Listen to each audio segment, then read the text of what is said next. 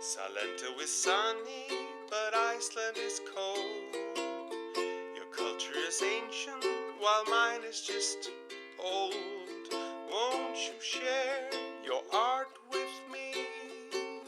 Even though so far apart we'll be, won't you have a heart to heart with me?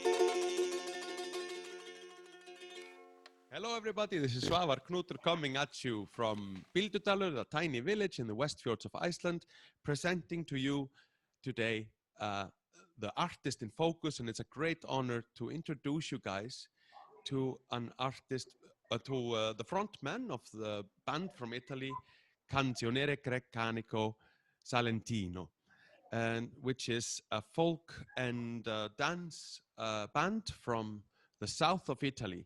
Come stai, Mauro? E come sta la tua famiglia? Sto molto bene, grazie. Ciao a tutti da Lecce, dal sud dell'Italia. Thank you, Svavar. How are you? I am doing great. I just finished a wonderful time I was having here in the West Fjords, teaching some kids about ancient rhymes, which is really fun. But come sta trattando l'autunno il Sud Italia quest'anno? Well, you can say it's still summer, fully. Is it still? Okay. Yeah, because today was almost around 30 degrees. Yeah. And right now, maybe if I have been good enough with this darkness, and shadows, you are not seeing me sweating, but actually I am. Man. So sono davvero dispiaciuto. Ti dispiace se la nostra conversazione continua in inglese, solo così non macello ulteriormente la tua lingua? You're amazing. Your Italian is impressive. The pronunciation is great. I try my best.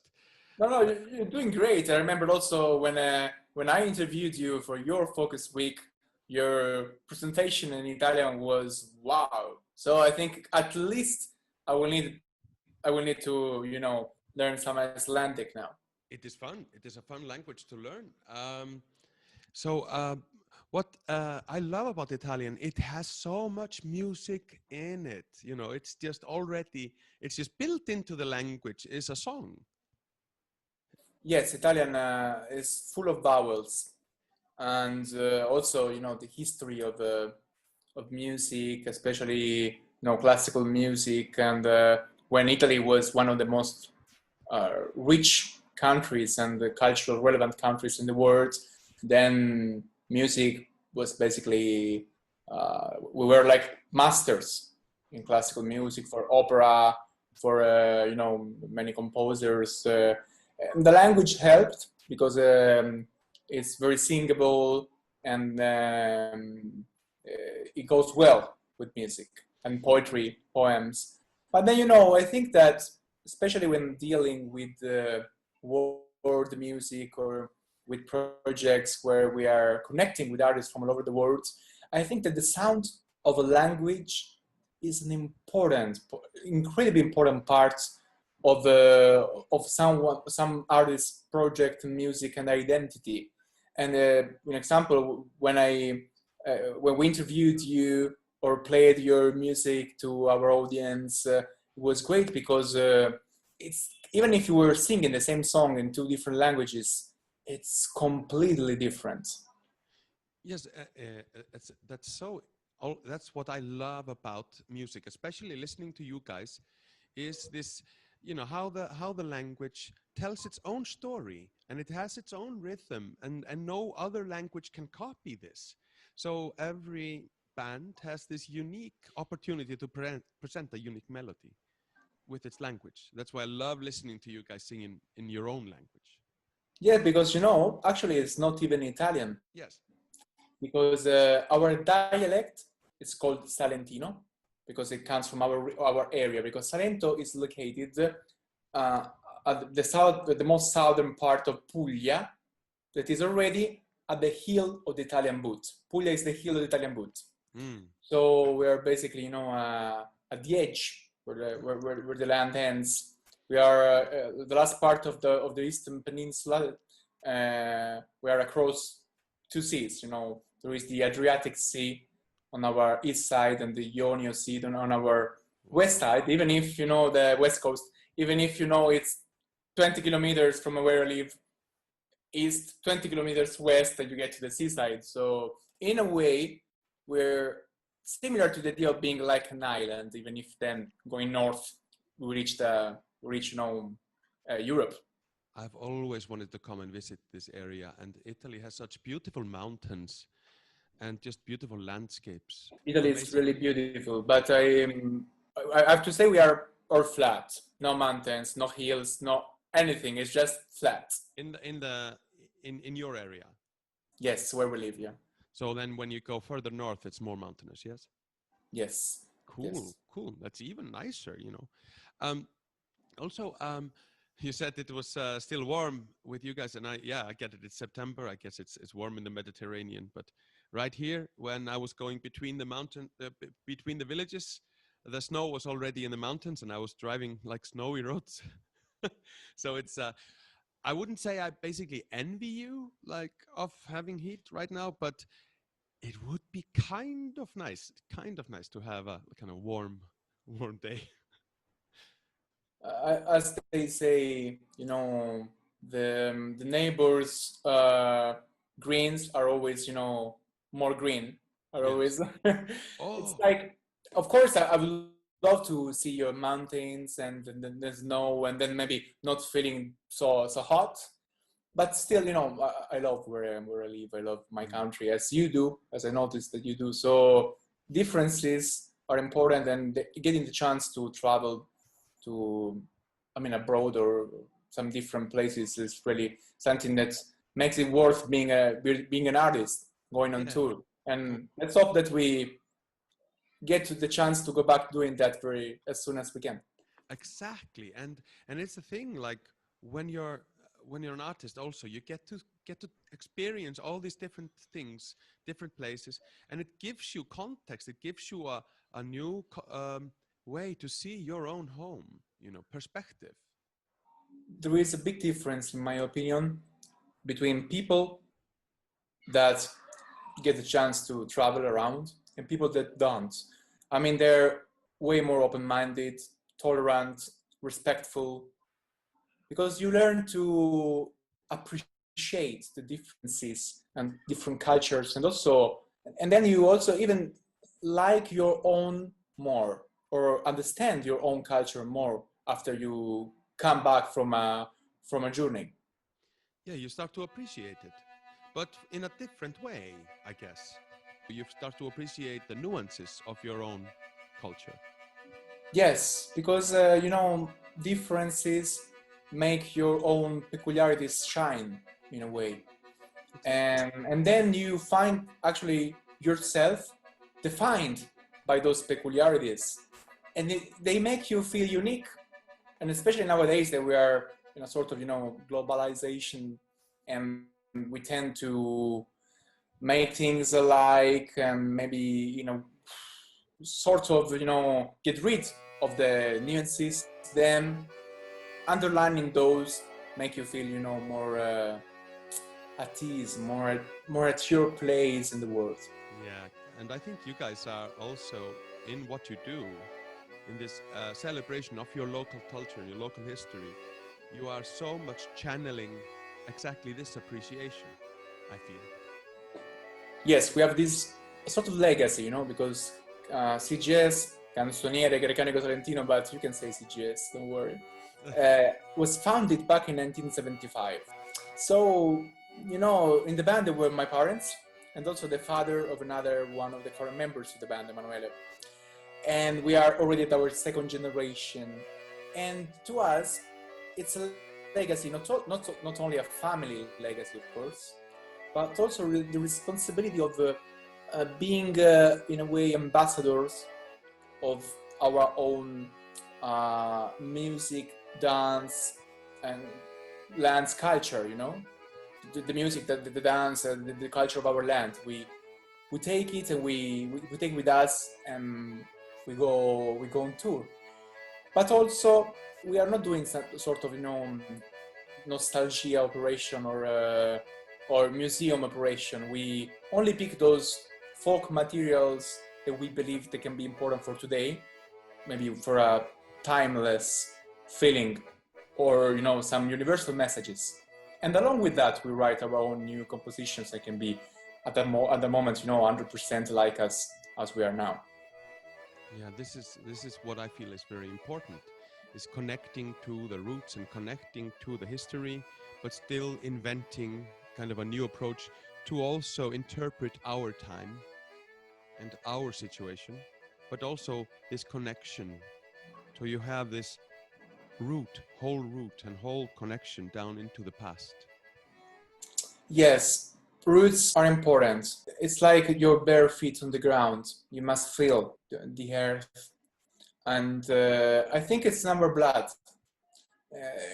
The feeling, the sensation that we go with while we are performing, it's strong. Also, our music, can't actually be enjoyed completely if you are just, let's say, watching. You need to be like part of the show, either dancing, moving, screaming, or even being an active part with your body, with your, even if you are not moving, but still you're feeling it inside. We in our shows, we are 7 people on stage, including a dancer, and then 1 sound engineer is a very important part of the band as well for our sound. But anyway, we are positioned a sort of half circle on stage, the dance happening in the middle. That's because ideally the other half of the circle is the audience. So we want to create this magic circle in order to some way erase the distance with the audience and be one whole, one whole energy, let's say, or being together. I love that. It's actually quite gives you energy to just think about it. Yes, and that's we're going back to talking about differences, because now I'm using my hands, I'm touching or describing something that is only in my mind, and I know that Italians are very well known because of that all over the world. And then I have to say something, even if this description might sound challenging, or it usually gets more natural when we are on tour, because we are very lucky. We get to travel all over the world with our project, the Canzoniere. We've been to North America, like Canada or United States, but also in Malaysia, Australia, New Zealand, and all over Europe. But Iceland, I must say, I haven't been there yet. Maybe we'll get the chance sooner or later.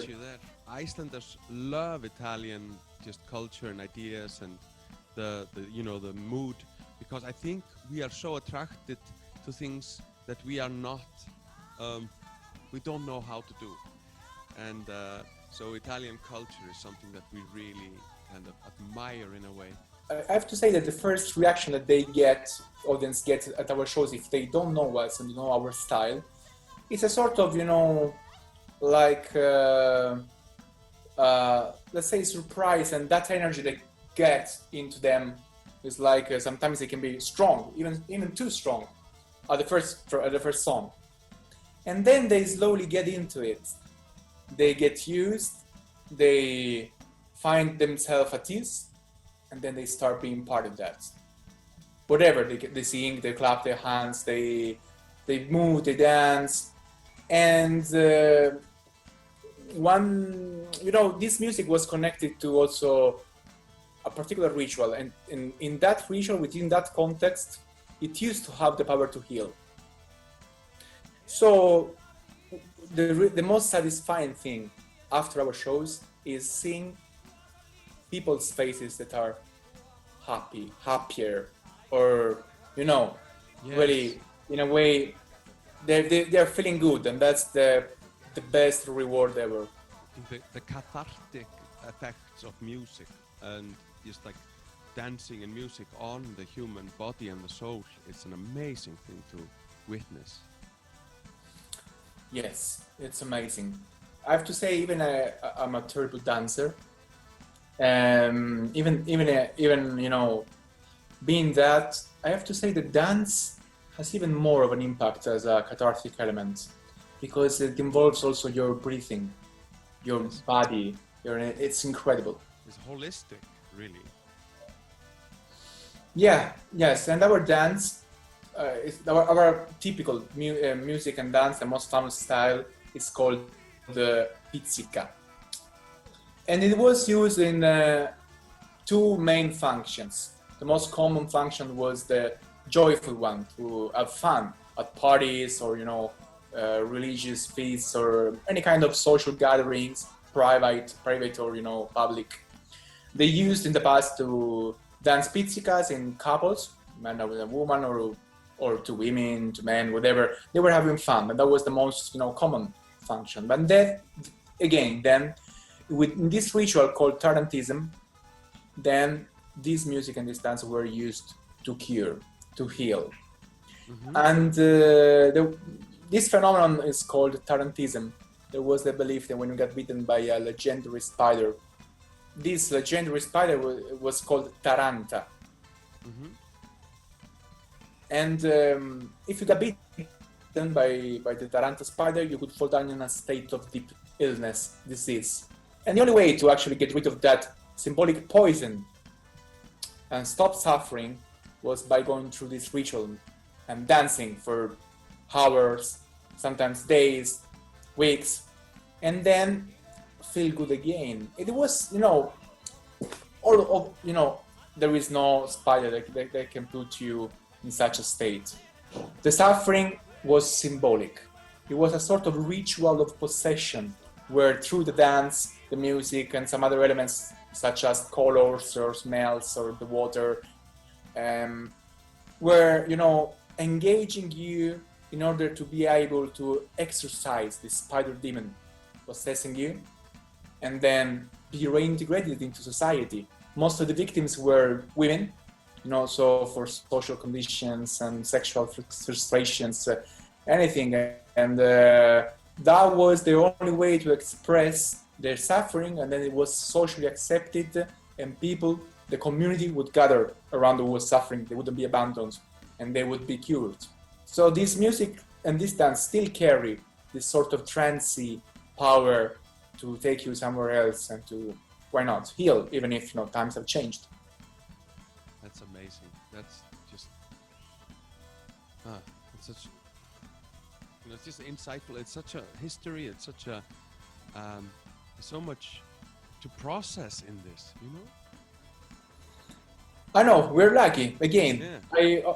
I really believe that, because there are many places in the world that have fantastic folk cultures, fantastic folk music, and we are in a good position because we are sort of pioneers with this kind of music, of this folk tradition, taking it all over the world. We've been basically the main band that specializes in this kind of music to you know, frequently work in the world music scene or go all over the world and playing in important festivals. And we are actually taking around something that is deep, that is strong, because it's not something that you get every day to have such a legacy like the one of the ritual of possession, because you know, the most famous rituals of possession are like voodoo, vodun, candomblé, santeria, lila, derdeba, from all over, you know, Africa or South America, Central America. And so to believe that such a ritual could exist and last until the second half of the 20th century in the middle of Italy, a Catholic and Western country, I think it's amazing. So in a way, Salento, as I told you, is in the middle of the Mediterranean Sea, so it's in a crossroads, and you get so many influences in our culture and music from, you know, Greece, Albania, but also North Africa. And then we've been under so many dominations, such as the Spanish and French domination, but even the Normans from north. So I mean, our history is a history that is describing a melting pot. But still, being the edge of the land, we are a little bit like an island. And that's why maybe this ritual could last so long, because we are isolated a bit. Dealing with legacies sometimes can be like a cage, but you need to stay, you know, spontaneous, and then not pretend to be somewhere you're not. That's what we do with Canzoniere. We are not, you know, when something is convincing us, of course we studied and researched and tried to understand all the folk styles with much respect, but then we must be ourselves. So we are not farmers anymore, we are not our grandparents. We can't pretend to be somewhere we're not. We need to be consistent with what we are, who we are now. That's a really cool, just like vision to have. How do you say ciao in Icelandic? Oh, that blessed. Blessed. Blessed. Blessed. Blessed. It's like a Blessed. Yeah, and then it ends with a Blessed. Yeah, and then the blessed like a it's Blessed. yeah, something like that, like blessed. And Blessed. Blessed. Yeah. It kind of works, yeah. Thanks. Hey, blessed. And then we also have sælir. Icelandic has this kind of like sælir. Sæl. Yeah. So we put you know, like our language is this kind of like a little bit of flowing sometimes.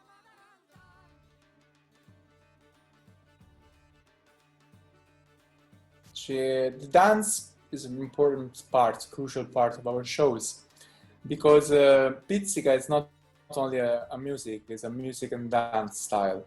And she also sets the mood of the show because she's wearing dresses and of different colors. So and usually we are wearing black, all the rest of the band.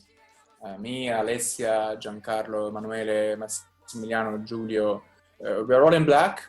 And then when she enters the stage in the songs she dances, she's changing. She's going usually, you know, from black or white to green, and then usually ending in red. So she's also setting the color of the show. And if we are picturing our shows like a sort of, you know, ritual, then she's a sort of priestess. That's beautiful. That's absolutely beautiful. And you all guys like it. But I have to ask, because I think every Italian I've met in my life, and I've met a couple, have answered this question the same way. And I think that is a beautiful thing. When you go swimming, do you use Speedos or trunks?